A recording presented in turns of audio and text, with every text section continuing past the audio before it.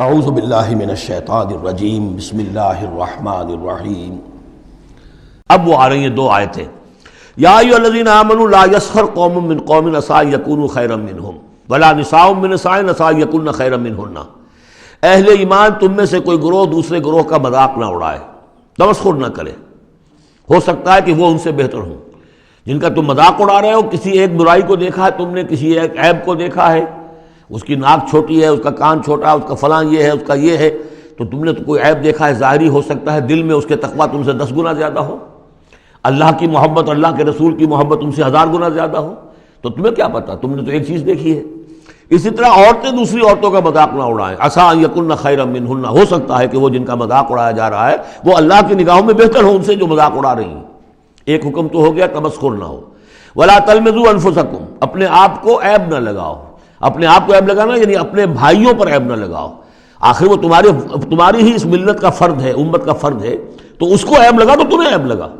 اس لیے فرمایا بہت ہی بلیغ الفاظ ہے، ولا تلمزوا انفسکم ولا تنابزوا بالالقاب، اور لوگوں کے چڑانے والے نام نہ رکھ لیا کرو۔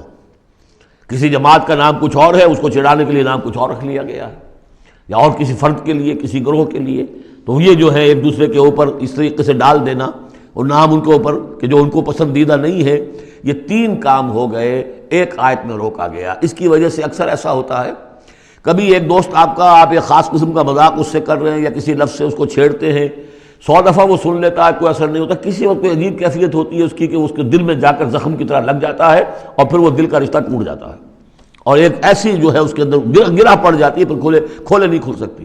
لہذا محتاط رہو۔ بئس الاسم الفسوق بعد الایمان، ایمان کے بعد تو برائی کا نام بھی برا ہے، کیوں ان چیزوں میں جا رہے ہو؟ تمہیں تو ایمان کو سمجھنا چاہیے کہ اللہ نے تمہیں اتنی بڑی فضیلت دی ہے، تو ان گندگیوں کی طرف جو ہے تم متوجہ ہی نہ ہو۔ ومن لم یتوب فاولئک هم الظالمون، اور جو باز نہیں آئیں گے تو وہی ہے کہ جو ظالم ہے اللہ کی نگاہ میں۔ تو ترغیب بھی ہے، تشویق بھی ہے، سمجھانے کا انداز بھی ہے، اور ڈانٹ ڈپٹ بھی ہے۔ باز نہیں آؤ گے تو اللہ کی نگاہ میں پھر تم ظالم ہو۔ اگلی آیت میں پھر 3 چیزیں، وہ پہلی 3 چیزیں رو در رو ہوتی ہیں آمنے سامنے، اور یہ 3 چیزیں وہ ہیں جو غیب میں ہوتی ہیں، پیٹھ پیچھے ہوتی ہیں۔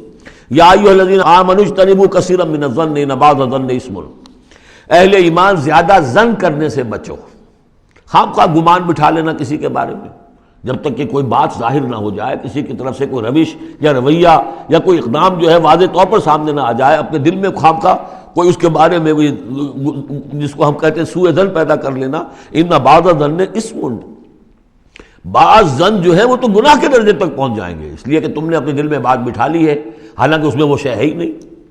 لہذا یہ تمہاری طرف سے گویا کہ ایک تہمت ہو رہی ہے اس کے اوپر، قلبی طور پر تو تہمت ہو گئی۔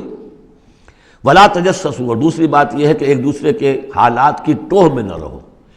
بہرحال اسلامی ریاست ہوگی تو جاسوسی کا ایک محکمہ بھی ہوگا، وہ تو اپنی جگہ پر ہے، لیکن افراد کی سطح پر خام خواہ فلاں اس گھر میں کیا ہو رہا ہے، کیوں ہو رہا ہے، یہ دونوں بھائیوں کے معاملات کیا ہیں، کیا وجہ ہے، لڑائی کیوں نہیں ہوتی ان میں، کچھ لوگوں کی ہوتی ہے، تلاش میں رہتے ہیں ایسی چیزوں کی۔ ولا تجسسوا، تجسس مت کرو۔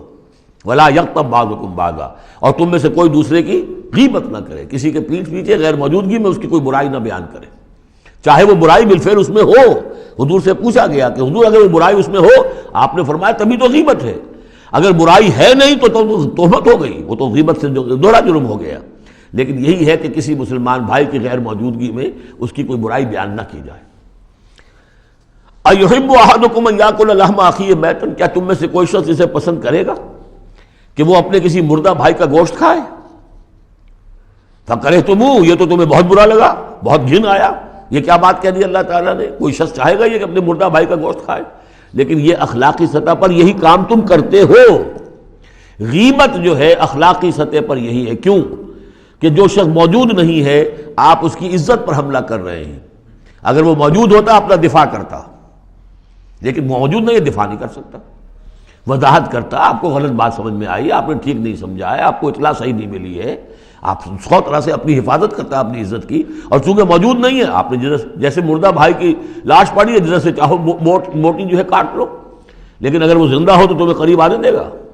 یہی ہے مثال۔ ایحب احدکم ان یاکل لحم اخیہ میتا فکرہتموہ واتقوا اللہ ان اللہ تواب الرحیم، اور اللہ کا تقوی اختیار کرو، اللہ تواب ہے، توبہ کا بہت قبول فرمانے والا، اور رحیم ہے، بہت رحم فرمانے والا۔ صدق اللہ العظیم۔